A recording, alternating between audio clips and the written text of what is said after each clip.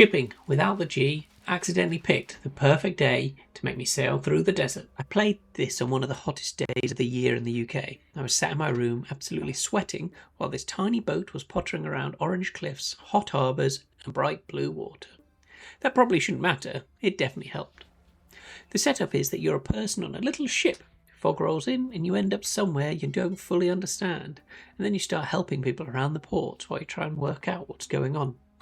The Steam page calls it a narrative adventure in a mist-covered world where memories fade and harbours hide secrets, which is fair enough. My version was mostly I got rescued, got given jobs, and somehow 2 hours disappeared. Shipping is built around sailing between ports and doing small mini-games as you go. None of them felt wildly new on their own. You fish by casting into spots where you can see fish. Then you keep clicking to pull them in while they fight back. You pull barrels out of the water by spinning a winch using WASD. And if it gets stuck, you have to rock the boat side to side with A and D. You then have a radar to track down loot, and then you can pick up smaller barrels or find bigger ones that need the winch. On paper, it's pretty light, but the way the minigames linked together kept pulling me back in for the next thing. The thing I liked is it all feeds into this relaxed loop of pottering around in your ship. The main quest had me helping a guy who saved me.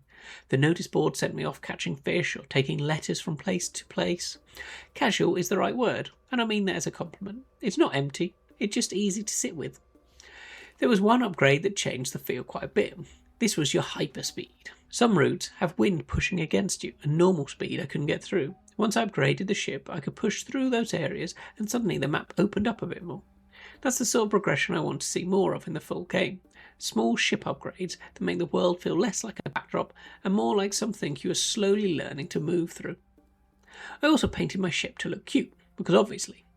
The customization is not the whole game, but it did make the boat feel a bit more mine, which matters in a game where most of the time you're looking at it from above. The art style worked for me too. Bright water, orange desert, chunky buildings, little ports. It goes for readable, colourful and a bit toy-like, and it fits the pace. The weirdest bit was a chase where someone robs you and starts throwing things overboard. You have to sail behind them, dodging the debris, before getting to shoot a cannon at them. I had no idea we had cannon on board, but apparently we did, and I'm not going to argue, because that's what we needed to slow the enemy down. The main thing I would flag is the lack of a map. You do have a compass, but for a game about sailing between ports, jobs, wind routes, letters, fish spots, barrels, I really wanted a proper map. Ships are all about navigation. That's the whole thing. Trying to remember where I'd been, where a notice board job wanted me to go, and which bit of the coastline was which felt more awkward than it needed to be, especially when there are only a few key points to help you navigate and the rest of the coast looks pretty similar. That didn't stop me playing. I still got 2 hours in without noticing.